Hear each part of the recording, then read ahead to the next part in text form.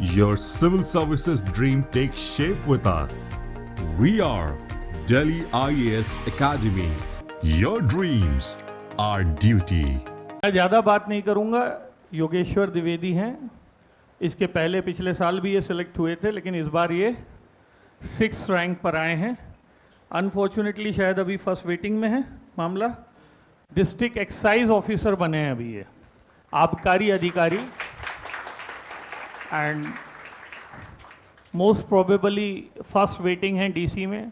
पर आपको एक चीज़ समझना है, 6th रैंक है और क्या नहीं मिला। हाँ, तो तुम समझ लो कहाँ जाना है। तो there is no limit to competition in present time, and I am quite hopeful that he is going to fulfil all his dreams. तो मैं ज़्यादा बात क्या करूं, योगेश्वर अपनी जर्नी के बारे में आपको बताएंगे, ठीक है। और उसके बाद आपको कुछ पूछना हो तो आप पूछ लीजिएगा, ठीक है। आपकी क्लास के लिए we have next 15 minutes time limit. Okay, thank you sir. Hello everyone, मेरा नाम योगेश्वर है सर, जैसे बताएं। और मतलब मैं गुरु के सामने ही बोल रहा हूँ। मैं एक समय था जब मैं इस बेंच का हिस्सा रहता था 3-4 साल पहले, और आफ्टर सिलेक्शन 2017 पीएससी मेरा पहला सिलेक्शन था। और मेरी ये पूरी यात्रा, पूरी जर्नी मेरी लगभग 7 से 8 साल की है। तो हमको लगता है कि हम कई बार फर्स्ट बार में ही कुछ लोग निकालते हैं, सेकंड बार में ही निकालते हैं, और आपको जो मनचाहा पोस्ट है उसके लिए कभी कभी लंबी जर्नी भी करनी पड़ती है। और फाइनली इस बार मेरा 6th रैंक है। और इस बार बहुत सारी चीज़ें हुई मेरे साथ, जिसको मैं अपनी स्ट्रेटजी में बदलाव किया और कंटिन्यू जुड़ा रहा। तो मेन यही है कि कंसिस्टेंसी जो थी वो मेरे को लगता है वो आज इसी कारण मैं यहाँ खड़ा हूँ। और सीजीपीएससी अपने आप में ही एक बहुत टफ टास्क है कि हमको लगता है कि हम जोश में आकर स्टार्ट तो करते हैं, लेकिन इसका एक्चुअल नेचर नहीं समझ पाते हैं कि वास्तव में सीजीपीएससी हमसे डिमांड क्या कर रहा है। वो डिमांड कर रहा है आपको प्री, मेंस, इंटरव्यू तीनों का परफॉर्मेंस आपसे चाहता है। आप प्री क्लियर करके आप कंफर्ट जोन में नहीं जा सकते, इवन मेंस क्लियर करके आप कंफर्ट जोन में नहीं जा सकते, और इंटरव्यू के बाद भी श्योरिटी नहीं रहती कि आप वहाँ तक पहुँचेंगे कि नहीं। और ये पूरी जर्नी ही आपको बहुत कुछ सिखाती है, और पूरी जर्नी को जब तक आप एंजॉय नहीं करेंगे तब तक ये बहुत मुश्किल है, ये इम्पॉसिबल है। और आती हैं निगेटिविटी भी बहुत आती हैं कि क्या हो रहा है मेरे साथ, मैं कर क्यों नहीं पा रहा हूँ। लेकिन ये जो पूरा एग्ज़ाम बना है वो हमारे लिए ही तो बना है ना, हम स्टूडेंट्स के लिए बना है। उसके लिए पर्टिकुलर एक सिलेबस है, सिलेबस ही हमारा सबसे बड़ा मार्गदर्शक है। और ये सिलेबस की जर्नी ही करनी है हमको कोचिंग से, और उस जर्नी को सर के द्वारा और इजी कर दिया जाता है। तो आप लोग भी बहुत लकी हैं, सर का सानिध्य प्राप्त हो रहे हैं। मैं तो करीब 1.5 साल ही रहा सर के साथ, और 2017 मेरा 16 फर्स्ट ईयर था, उसमें प्री क्लियर नहीं हुआ था। 17 में मैं फर्स्ट टाइम मेंस में अपीयर हुआ, और 175th रैंक था मेरा, और मैं कोऑपरेटिव इंस्पेक्टर के रूप में चयनित हुआ।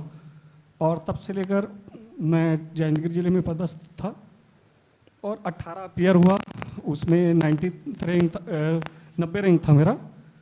उसमें भी मेरे को अनफॉर्चुनेटली सेम रैंक मतलब CTI मिला था। तो वो दोनों का ग्रेड पे सेम था। उस टाइम 70% का जो रूल आया था स्टेट गवर्नमेंट का, वो उसके कारण मेरे को स्विच करने में बहुत दिक्कत हो रही थी। तो मैं सोचा कि मैं कंटिन्यू करता हूँ, क्या पता भी मेरा नेक्स्ट चांस मेरा हो। और उस टाइम भी एक ही पेपर मेरा डाउन कर दिया था मेरे को।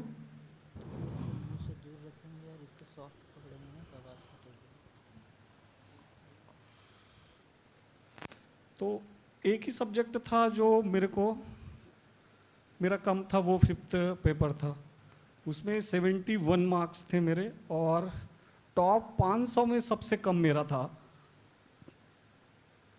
तो वो मेरे को लगा कि एक पेपर से मेरे को 90 रैंक आ गया और उसमें 20 से 25 नंबर और होते तो मैं अंडर 40-30 भी आ सकता था। तो बहुत बड़ा लेसन था वो मेरे लिए।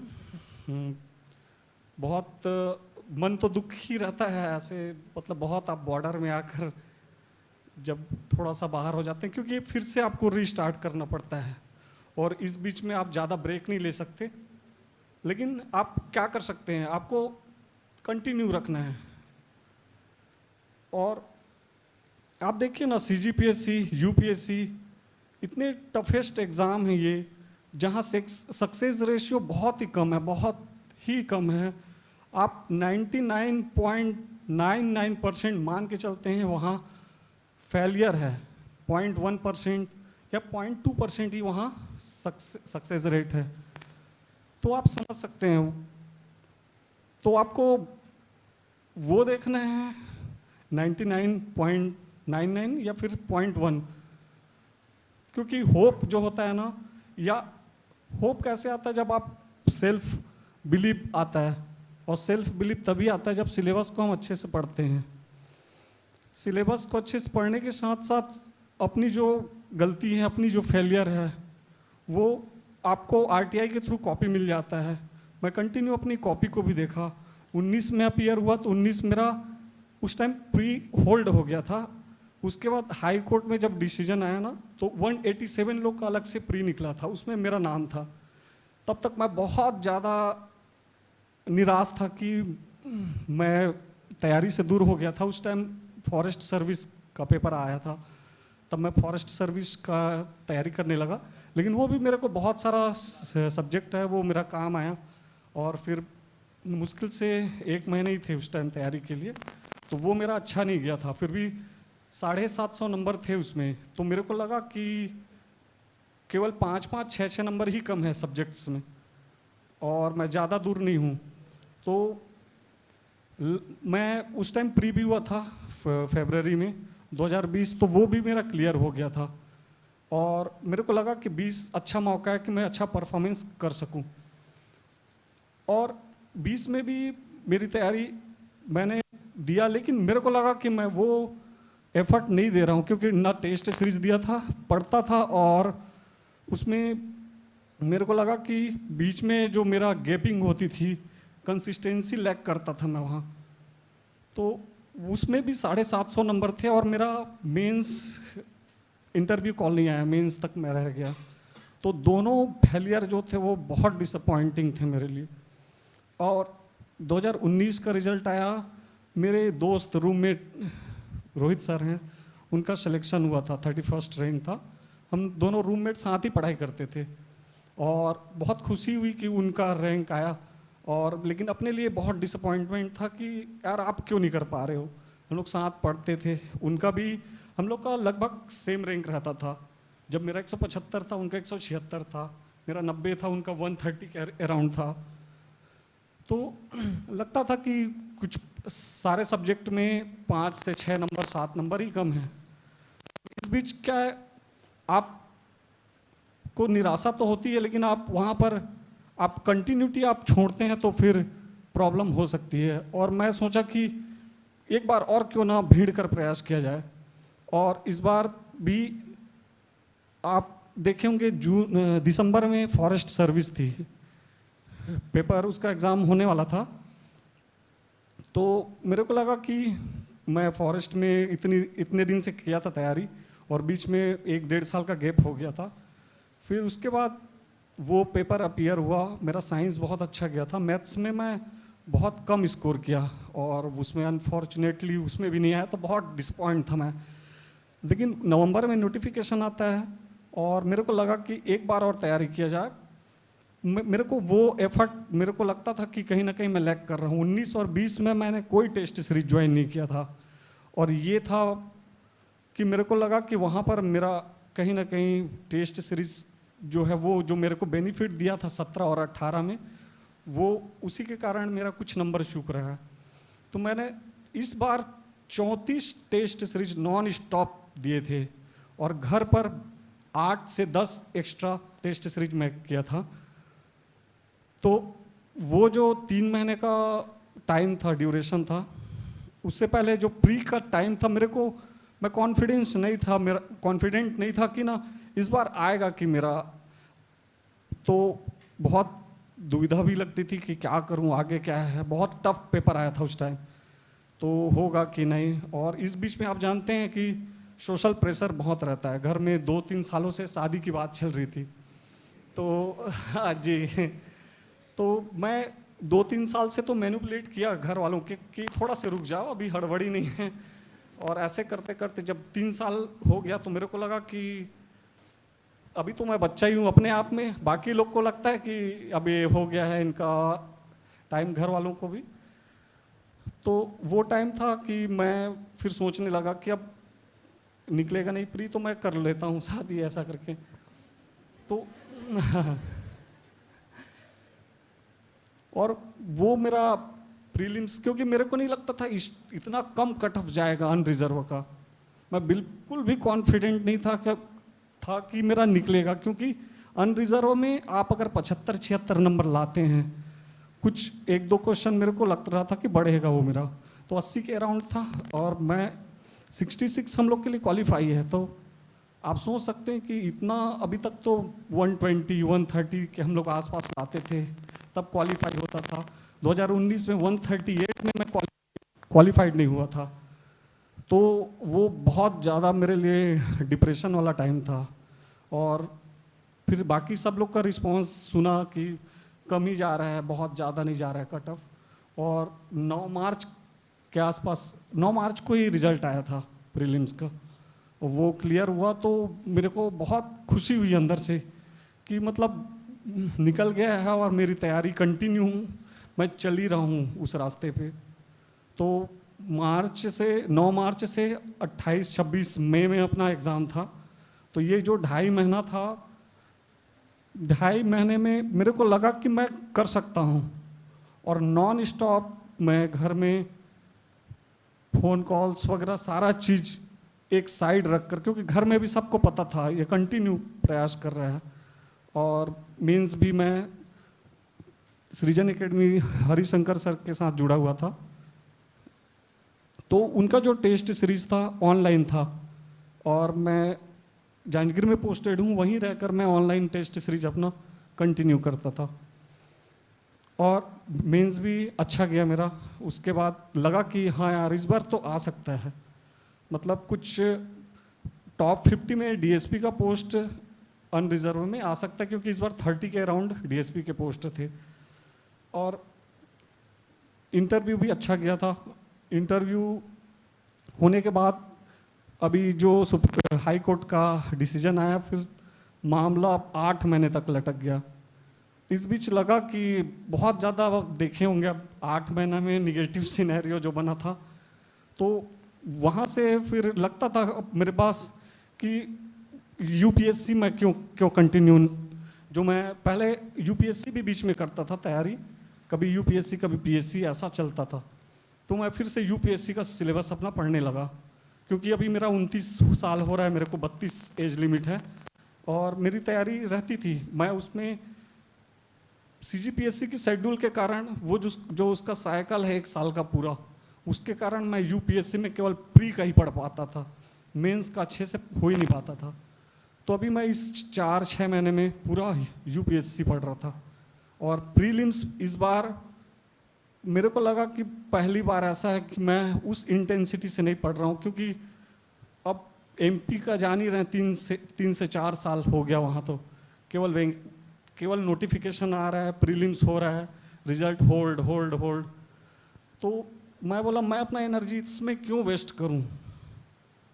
लेकिन मैं प्रीलिम्स में अपीयर हुआ वहाँ भी, और बहुत एक्सपीरियंस भी काम आता है। आप देखते हैं कि बहुत से ऐसे क्वेश्चन होते हैं जो इजीली बनते हैं, तो वो आप इजीली बना लेते हैं, और कुछ में आपको अपना वहाँ पर 50-50 वाले होते हैं कुछ, तो गैस करना पड़ता है कि हाँ ये इसका सेंस दे रहा है ये, तो ये हो सकता है, ए हो सकता है, बी हो सकता है। वहाँ पर एट प्रेजेंट आपको पता चलता है उधर। और कुछ ऐसे क्वेश्चन होते हैं जहाँ उसको छूना ही नहीं रहता, तो ऐसा वाला मेथड अपनाया था। मैं बहुत डर डर के 70 तक अटेम्प्ट किया था और 90 के राउंड आ रहा था इस बार मेरा। उसमें से 2-3 क्वेश्चन थे जो मेरा बढ़ सकता था, तो इस बार भी क्लियर हो गया था मेरा प्रीलिम्स। और फिर 1 मई वाला तो फिर बहुत हिस्टोरिकल मोमेंट था। मतलब हम लोग अनएक्सपेक्टेड वो दिन, मतलब ऐसा लगा ही नहीं था कि सुप्रीम कोर्ट ऐसा डिसीजन देगा। और लकीली मैं सिक्योर्ड 6th रैंक। तो ये जर्नी थी मेरी जो तैयारी की।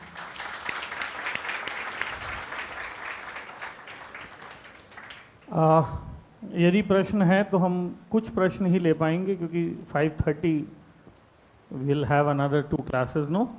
एक और चीज़ ये ध्यान रखो कि ये जो भी जर्नी आपको बता रहे हैं इसमें एक चीज़ है, जब तक तोड़ेंगे नहीं ये उसका उदाहरण है।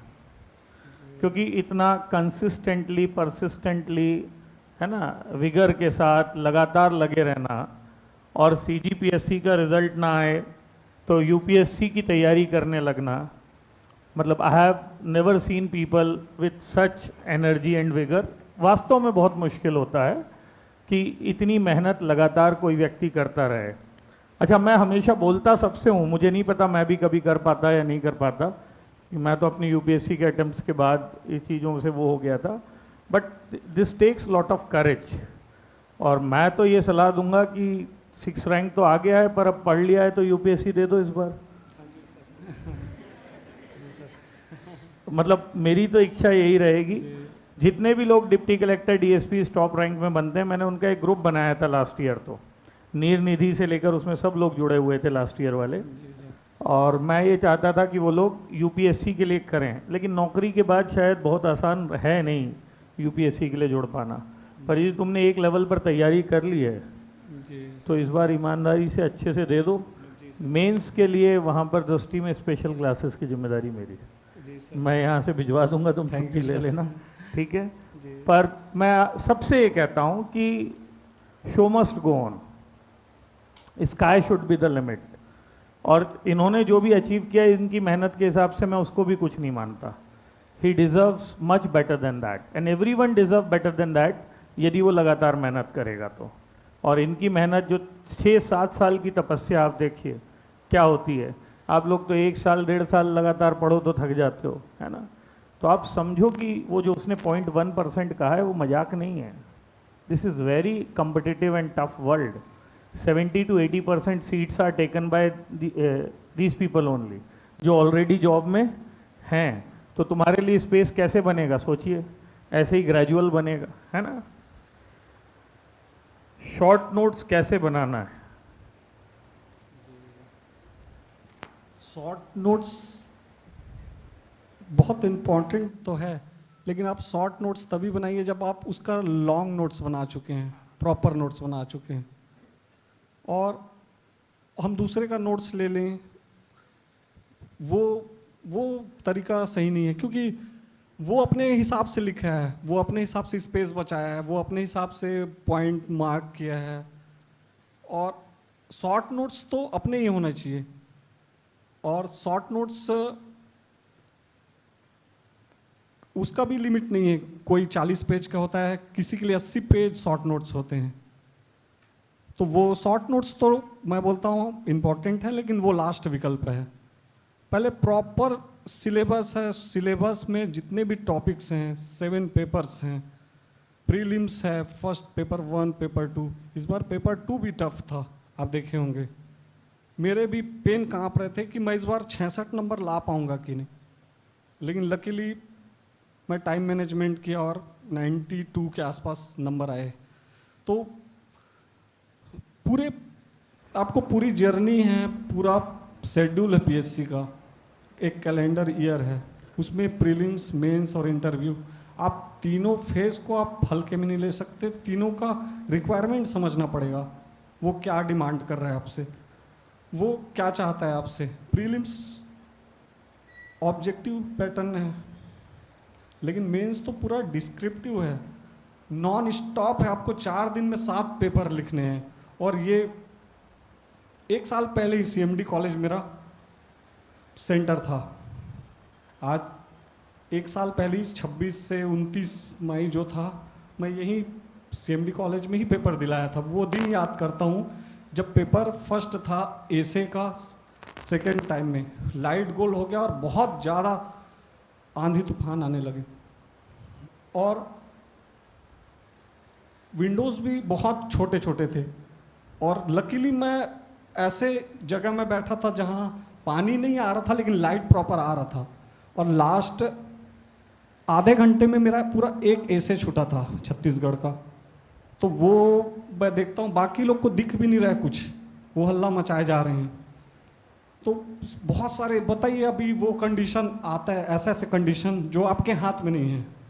कुछ लोग सर से बहस कर रहे हैं, कुछ सर भी अप्रिशिएट किए कि यार अपने को फ्लैश लाइट आप लोग को अलाउ करेंगे, लेकिन वो 5-6 मिनट तो जाएगा ना।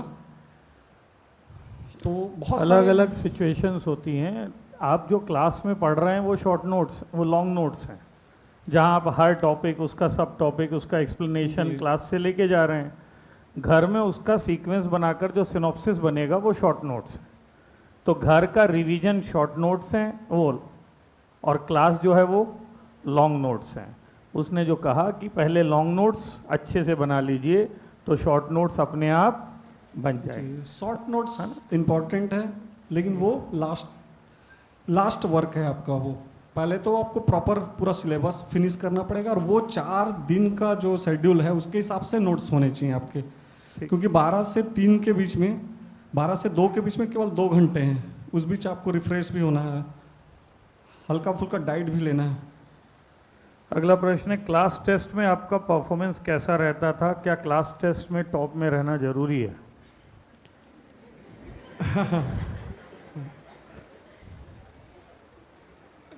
क्लास टेस्ट हाँ बिल्कुल ज़रूरी तो है, और लेकिन टॉप करना ज़रूरी नहीं है। इसमें टॉप कर रहे हैं अच्छी बात है, लेकिन आपको उसमें देना जरूरी,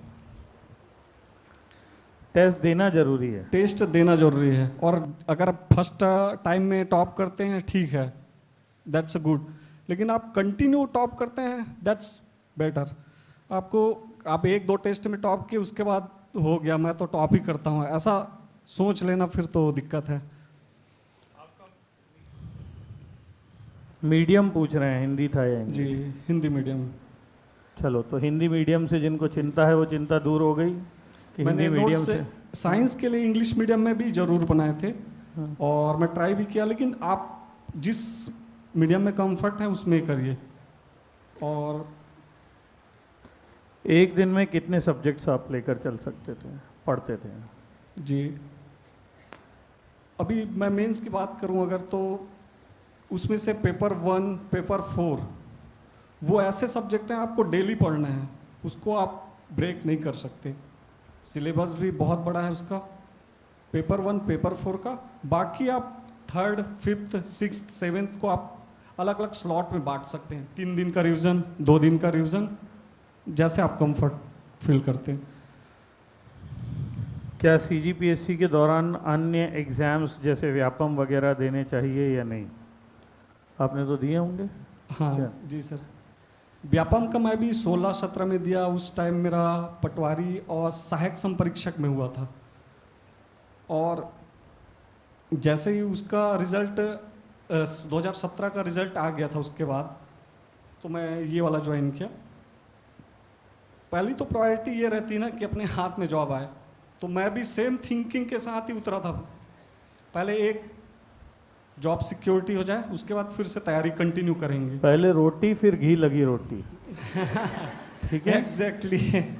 और मैंने हमेशा कहा है कि ये बात अलग है कि हमारी क्लास में हम व्यापम की पढ़ाई नहीं करवाते हैं, लेकिन हम बार बार ये समझाते हैं कि यदि वो नहीं निकला तो ये कैसे निकलेगा। तो अलग से बहुत छोटी छोटी चीज़ें होती हैं, जैसे हॉस्टल वाला है अभी, उसमें कंप्यूटर्स आप पढ़ते ही हैं, थोड़ा सा बाल मनोविज्ञान पढ़ना है, परीक्षा दे लीजिए। अब उसके लिए ये उम्मीद मत कीजिए कि हम इस क्लास को हॉस्टल अधीक्षक में बदल दें, we can never do that. लेकिन आप घर में अलग से देखें तो शायद सारी व्यापम की परीक्षाओं में 15 दिन की एक्स्ट्रा पढ़ाई रहती होगी, 10 दिन 15 दिन का। किसी में एक्ट्स हैं, किसी में पंचायती राज है, किसी में कंप्यूटर है, किसी में लैंग्वेज है, तो उसको पढ़ लीजिए ना थोड़ा, क्या दिक्कत है। लेकिन परीक्षा सारी देनी चाहिए, शिक्षाकर्मी पटवारी से लेकर अधीक्षक तक व्यापम की परीक्षाएं देनी चाहिए, ये मेरी सलाह है। आई थिंक यही आपकी भी राय होगी। Yes sir. परीक्षाएं देनी चाहिए। व्यापम का पोस्ट के हिसाब से सिलेबस है, बाकी सीजीपीएससी तो परमानेंट है। और सीजीपीएससी में बहुत से ऐसे सब्जेक्ट्स हैं जो आपको बाकी अदर्स एग्जाम में आपको ना वो देखने को मिलेगा, एक दो टॉपिक बस एक्स्ट्रा तैयार करने होते हैं। 3 सब चीज़ें हर जगह एक जैसी होती हैं, Indian GS, CGGS, maths and reasoning. अब इससे एक्स्ट्रा जो पढ़ना है इधर उधर का पढ़ लीजिए। लास्ट क्वेश्चन लेंगे हम आपकी क्लास के लिए। Sir, how to deal with lack of emotional support as we all are living away from home and parents? Most of us faces problem. Making good friend is not only option we have. Suggest the idea to make self sufficient. आत्मनिर्भर कैसे बने? जी, emotional lack of, तो होता क्या है, वो वाली बात आप हम लोग सुनते हैं बड़े बुजुर्गों से कि विद्यार्थी के 5 लक्षण, उनमें ये दिख जाएंगे आपको। काक चेष्टा बको ध्यानम स्वान निद्रा तथैव च अल्पाहारी गृह त्यागी। विद्यार्थी 5 लक्षणम, गृह त्यागी आपको आ ही गया। उसके बाद यस तो घर वाले तो आपको, आप कोई भी कंडीशन में रहें उनका साथ कभी नहीं छूटेगा। आप उनको गाली भी देते हैं फिर भी उनका प्यार आपके लिए कम नहीं होगा। तो आप समझ सकते हैं कि इमोशनली कौन आपसे अटैच है। तो घर वाले आपको हर कंडीशन में सपोर्ट करेंगे, तो उनकी जो फीलिंग है वो आपके लिए, वो आपके अंदर वो आग होनी चाहिए कि उनकी फीलिंग को आपको इतना सेटिस्फाइड करना है, इतना संतुष्ट करना है कि वो आपके तरफ से कंफर्ट जोन में आ जाएं। वो आपकी मेहनत देख के, आपका ऑनेस्ट देख के कि हाँ वो मेहनत कर रहा है, तो वो तो करना पड़ेगा आपको। सिलेबस और पढ़ाई में इतना आपको सामंजस्य बैठाना है, आपका शेड्यूल ऐसा होना चाहिए कि फिर बाकी चीज़ें फिर आपके लिए बाकी सब चीज़ें मायने नहीं रखती। बाकी सब चीज़ें आपके लिए गॉड होने चाहिए। मुख्य चीज़ है आपकी पढ़ाई और पूरा शेड्यूल, आपका हेल्थ से लेकर आपका फूड और एक्सरसाइज, वो जो हेल्थ के लिए जरूरी है, उसके बाद आपकी पढ़ाई। तो विद्यार्थी के 5 लक्षण, वही इसका आंसर है। Well, I think this much be sufficient for your class. मुझे ऐसा लगता है कि इतना चिंतन मनन की ज़रूरत नहीं है। पढ़ने के लिए आए हो, पढ़ाई करो। कहाँ से इमोशनल लैक? नहीं, फ्रैंकली स्पीकिंग, मेरा टाइम टेबल, मैं सुबह सो के उठता हूँ, शाम को पढ़ा लिखा के इतना थका रहता हूँ, कई बार टीवी देखते देखते सो जाता हूँ। अब मेरे को याद ही नहीं रहता मेरे को इमोशनली कौन प्यार कर रहा है, कौन प्यार नहीं कर रहा है, बच्चे मेरे बारे में क्या सोच रहे हैं, मेरे बच्चे मेरे बारे में क्या सोच रहे हैं, बीवी खुश हैं या नहीं है, मम्मी कहाँ टाइम है। तो यदि आप ईमानदारी से अपनी पढ़ाई में लगे हो, तो जेन्युइनली, यदि ये तो खाली समय की चिंताएं हैं, होम सिकनेस और ये और वो, तो थोड़ा सा इस तरीके से सोचो जैसे मैं कह रहा हूँ। हो सकता है कई लोग इमोशनली वीक हों और उनको लगता हो, लेकिन मुझे लगता है these are in unnecessary thoughts. No, यदि आप बिजी रहेंगे तो आपके दिमाग से हट जाएंगी, और हटना ज़रूरी है। जैसे उसने कहा कि गृह त्यागी जब लिखा है तो गृह त्यागना है, जब त्यागना है तो उसके लिए रोना क्या। समझ गए? चलिए, अब मैं क्या गिफ्ट दूं, ये तो पहले ही विकास सर से ले चुका है ना। फिर भी एक टोकन ऑफ रिस्पेक्ट हमारी तरफ से।